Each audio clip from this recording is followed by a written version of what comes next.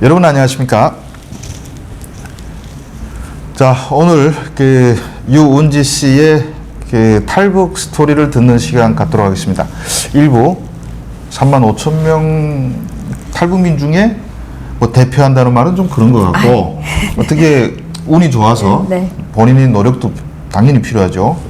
대통령이 불러주는 자리에 갔던 그걸 계기로 해서 제가 모셔왔는데 사실 알고 보면 또 자기 목표를 향해서 8년 동안 정말 온갖 고생을 다 하면서 다른 사람들 같으면 집안의 서포트도 받고 특히 이게 음악 같은 경우는 뭐 생계에 지장 없이 자기가 올인해야 되는데 모든 걸 혼자 와서 또 이겨내면서 하는 전까지 들어갔던 유은지 씨 사연 우리가 2부에서 들었는데 오늘은 탈북을 어떻게 하게 되고 또 북한에서 음악을 하는 사람들은 또 어떤 생각을 가지고 어떻게 하는지 네. 유은지 씨의 개인사 한번 집중해서 들어보도록 하겠습니다. 일단 보통 물어보면 고향은 어디세요? 이렇게 물어보는 게 맞거든요. 고향 어디세요?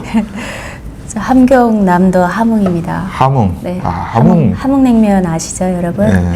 그리고 뭐 여기 한국 분들은 어떤 이미지인지 모르겠습니다만은 북한에서는 함흥 하게 되면 워낙 또 성격들이 또 장난들이 아니죠. 함흥 사람들. 예. 살기가 또 이렇게 녹록한 벌방지대도 아니고 공업도시니까.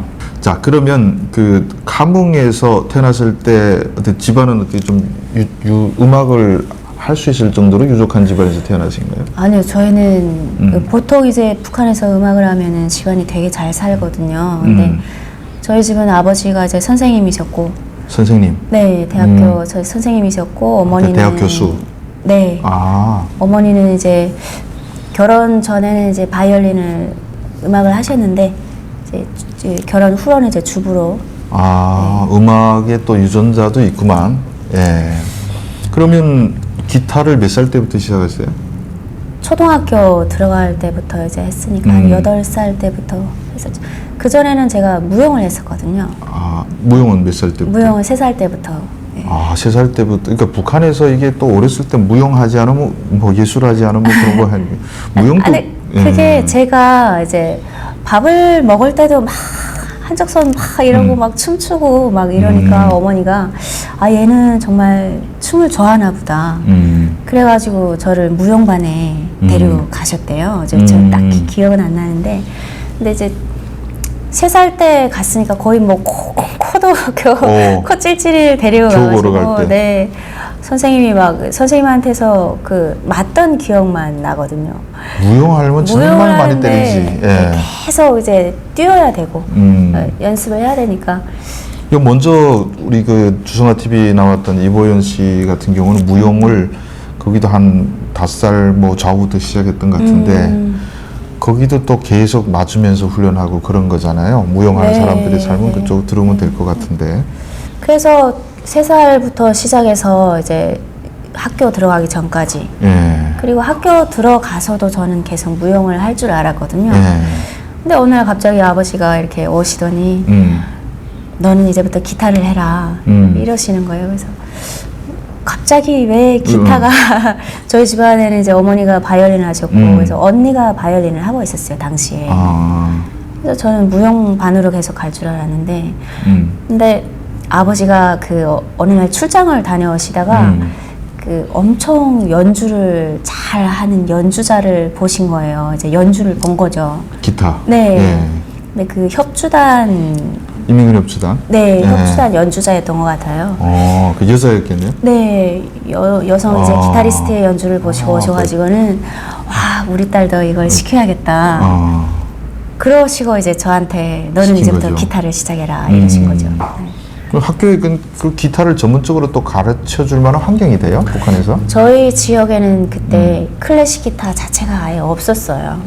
클래식 기타가 뭔지도 몰랐었고 그래서 당시에는 통기타로 일단 입문을 했는데 그러고 뭐 소학교 이제 내내 이제 기타를 했는데 그때는 선생님이 이렇게 종합적으로 가르쳐 주시는 소조 선생님이었었거든요. 음악 선생님 뭐 다양한 이것도 저것도. 네, 악기를 다루시는 그런 선생님이셔가지고 기타는 제가 기타만 치는 제가 더 잘 쳤던 것 같아요. 선생님보다는. 그렇지. 네. 그리고 이제 중학교 올라가면서 그때 아버지 친구분이 이제 제가 아는 분 중에 기타를 진짜 기가 막히게 치는 사람이 있는데 저기 딸이 이제 기타를 친다고 하니까 내가 소개해 줄까 이러시는 거예요. 그래서 제가 그 선생님한테 가게 됐는데 그 선생님이 바로 클래식 기타 저희 첫 선생님이었어요. 네. 그분은 근데 그 클래식 기타를 전공했는데 뭐하고 뭐 예술단 그런 데 다닌 분이에요? 아니요, 그분은 진짜 조용히 아무도 그분이 기타 친다는 걸 모르는 분이세요. 조용히 그냥 살고 계시는 분이셨는데 주부? 알고 봤더니 네네 알고 봤더니 일본에서 이제 클래식 기타를 전공하고 오신 분이셨어요. 귀국자? 네. 제일 교포라고 하죠. 근데 그 집에서도 기타를 안 쳐요? 근데 와서도? 그 동네에서도 일단 기타 치는 사람인지는 모르고 있다고 하시더라고요. 뭔가 무슨 사연이 있나 보다. 그런 것 같아요. 근데 어떻게 받아줬어요? 그럼 첫째자로 받아준 거예요? 네, 그래서 그 아버지 친구분이랑 제가 이제 같이 찾아갔었는데 선생님이 제자로 안 받는데요. 기타를 저는 이제 칠 줄도 모르고 가르칠 때. 근데 그 친구분은 어떻게 하셨대? 그 어느 이제 회식 자리가 있어가지고 그랬는데 이제 기분 좋으니까 이제 남편분이 그 선생님이 여자분이시거든요. 그래서 남편분이 그 기타 좀 꺼내보라고 그러셔가지고 이제 잠깐 집에서 그냥 딱 한 소절 친 게 소문났구나. 그게 너무 충격적으로 기타 소리가 이렇게 아름답구나. 기가 막히다 진짜 그러면서 이제 저를 소개를 해주신 거거든요. 그래서 안 받는다. 저는 기타를 칠 줄 모른다 이러시는 거예요. 그래서 안 된다. 얘는 무조건 기타를 해야 되는 애고 좀 받아달라. 막. 네, 저도 막 이제 좀 받아주세요, 선생님 이러고. 그래서 선생님이 처음에는 거절을 하셨어요. 그래서 다음에 또 찾아가서 좀 가르쳐 주세요. 그 선생님이 그러면 좋다. 너 이거 과제를 내줄 테니 요거 한번 해보고 다시 찾아오라 이러시는 거예요. 근데 그 과제가 이제 기본적인 기본 자세, 클래식 기타의 기본 자세, 그 테크닉의 시작, 이제 그거를 이제 하나하나 알려주시고 6개월 동안 요 연습을 해와라. 진짜 하면은 그때 이제 받아주겠다. 근데 제가 지금 생각해 보니까 그 선생님이 그렇게 과제를 내주면 제가 아예 이제 접을 줄 아셨나 봐요. 근데 제가 집에 딱 돌아가서 계속 그 같은 이걸 똑같은 걸 이렇게 어린 그때 제가 한 11살, 12살이었거든요. 지겹잖아요. 계속 반복해야 되고 그거를 저는 꼭 선생님한테 가려고 매일 연습을 하고 그랬었거든요. 그 기타 소리는 들어봤어요, 선생님이 치는 거는? 네. 진짜 짧게 한 1분 정도? 1분 정도를 이렇게 딱 보여주시는데 그때 제가 클래식 기타를 처음 봤어요. 기타를 처음 봤어요? 되게 지금 생각해보니까 되게 비싼 악기였던 것 같은데 그 악기를 이렇게 아기 다루듯이 이렇게 서중히 싹 안고 오셔가지고 연주를 해주시는데 이 자세 6개월 동안 연습해요? 아니요. 그거는 이제 그 둘째고 이제 연주를 해주셨어요. 연주를 해주시는데 그 기타랑 뭔가 한 몸이 돼가지고 이렇게 막 이렇게 진짜 예술가의 그런 모습을 진짜 제대로 본 것 같은데 그 짧은 그 연주곡을 들으면서 진짜 그 인상이 너무 강렬했어가지고 집에 돌아가서 제가 열심히 연습할 수 있었던 것 같아요.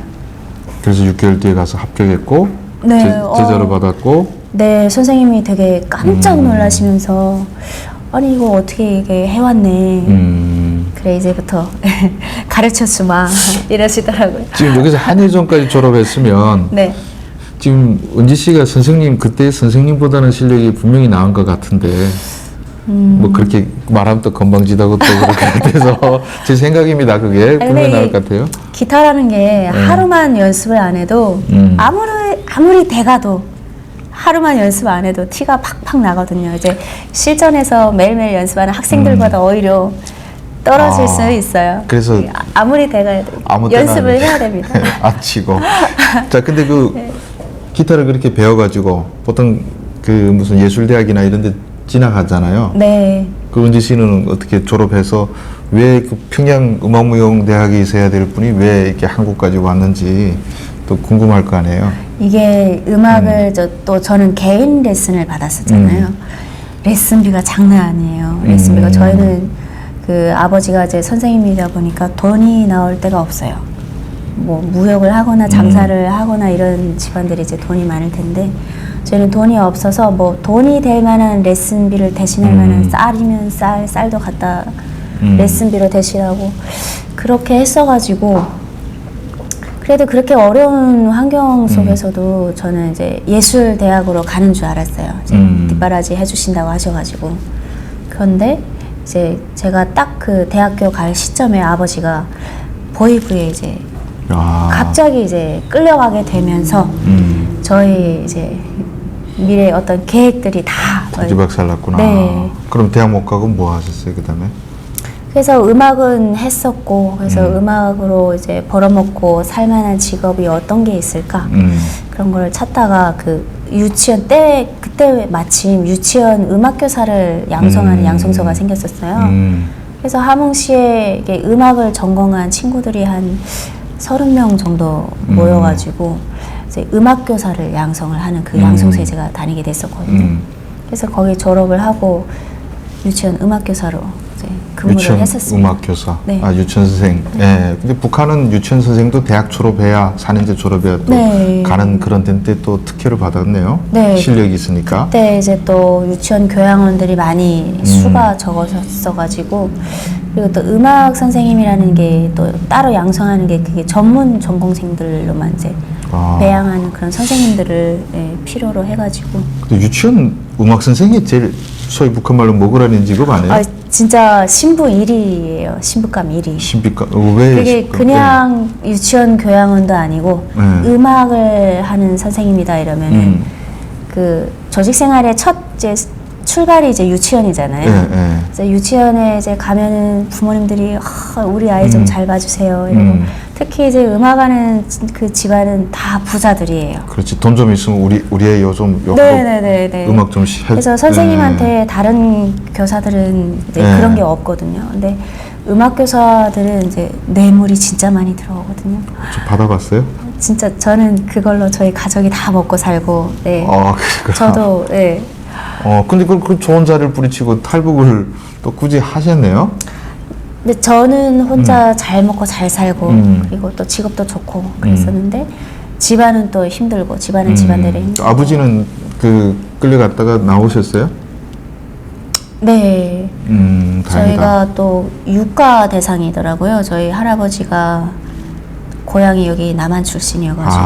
할아버지가 고향이. 네. 그래서 뭐 부류가 있던데 이제 유가 출신들은 또 마음대로 해임을 못 시키더라고요. 그래서 그러면 남한 출신의 유가 출신이면 그 파견장을 받은 사람들 유가라 그러잖아요. 통일되면 뭐 서울시 가서 조직부장 뭐 이런 파견증 받은 사람들을 그 아버지가 그런 거 받은 사람인가 보네요. 네, 무슨 뭐 임명장, 교육부 뭐 이런 임명장을 가지고 계신 것 같았는데 그래서 해임은 안 되고 엄청난 이제 벌금형이 내려졌어요. 그래서 벌금 뭐 하고 근데 그 제 직업이 좋긴 했지만 먹고 사는 데는 좋았지만 이게 제 적성과는 좀 안 맞더라고요. 그렇지. 매일 뭐 아이들 눈높이에 맞춰서 아이들 오전 시간에는 또 아이들 그 기본 이제 공부를 가르쳐야 되고 오후에는 또 음악을 가르쳐야 되고 그리고 교수한 이런 거를 이제 다 일일이 손으로 써요. 프린터기가 그때 당시에 없었어가지고 그때가 2000년대 초반이었으니까 지금은 있나 모르겠네요. 이게 그런 게 나는 연주를 하고 싶은데 뭐 애들 가르치고 북적이고 뭐 쓰고 하니까 짜증이 났는데 아버지도 또 이게 뭐 그 법에 끌려가고 집안도 안 좋고 하니까 근데 할아버지 찾으러 가자 뭐 그렇게 생각이 근데 이제 그 학부형 중에 무역 그 사업하시는 분이 계셨어요. 근데 그분이 하루 저한테 제 사정을 알고 계셨어요. 할아버지도 여기 계시는 거 알고 있었고 그래서 남쪽에 할아버지 있으니까 그래서 안전하게 데려다 줄 테니까 나가서 한번 할아버지랑 연락해 보실 생각이 없냐 이러시는 거예요. 돈 받으면 반띵하자 뭐 이런 식으로. 당연히 좀 이제 드려야 되겠죠. 그래서 저는 아예 계획도 없이 탈북이라는 탈자도 모르고 살았었거든요. 그리고 저희 그 함흥 지역에는 탈북하는 사람들이 그렇게 많지가 않았어요. 그렇죠. 외진되니까. 정보도 없었고. 그래서 저는 그냥 안전하게 데려다 주신다고 하니까 나가보자 이러고 나왔죠. 쭉 나왔는데 뭐 그다음 다 그렇죠. 처음엔 돈 좀 벌고 남쪽하고 친척 있는 사람들도 왔다가 보면 친척이 도와주는 경우가 열에 한 두세 밖에 안 돼요. 근데 중국에 와서 이제 그분이 그분의 친척 집에 이제 체류를 하면서 이렇게 계속 이제 찾으려고 했었는데 못 찾았거든요. 그래서 그 체류하면서 이제 나만 뭐 뉴스도 보고 드라마도 보고 하면서 원래 사실 저는 이제 할아버지랑 연락이 되면은 돌아가려고 했었거든요. 북한에 가려고 했는데. 가려고 했었는데 정말 실제로 나와서 보니까 한국이 진짜 너무 좋은 나라구나. 그냥 북한에 있을 때는 뭐 라디오 듣고 드라마 보고 막연하게 그냥 그냥 어떤 나라일까 그냥 궁금증에 그쳤다면은 이제 중국에 나와서 딱 보니까 이게 진짜 갈 생각이 돌아갈 생각이 진짜 좋은 세상이구나. 그래서 한국에 왔군요. 네, 한국에 가서 음악 공부를 해야겠다. 벌써 시간이 엄청 지나가지고 그래서 이제 유은지 씨가 지금 한국까지 오게 된 스토리를 우리가 들었습니다. 와서는 그게 온 해가 2011년이고 그 온 이후의 이야기는 우리가 2부에서 이미 다 했으니까 자 그래서 오늘 윤석열 대통령이 업무보고장에서 그 옆에 앉아있던 여인의 정체가 누군지 어떤 길을 걸어왔는지 이걸 주성아TV에서 3부작으로 다뤄봤습니다. 원래 이렇게 유튜브 안 나오죠? 네. 어렵게 모셔왔는데 우리 기타도 이렇게 1, 2부에서 다 들으시고 또 본인이 채널도 또 하신다고 하니까 많이 사랑해 주시길 부탁드리고 또 저는 유은지 편입니다. 앞으로 꼭 성공하시길 바라고 감사합니다. 아마 시청자분들도 다 그렇게 응원하실 겁니다. 꼭 훌륭한 탈북 음악인으로서 성장해 주시길 바라겠습니다. 긴 시간 동안 시청해 주신 모든 분들께 진심으로 감사드립니다. 감사합니다.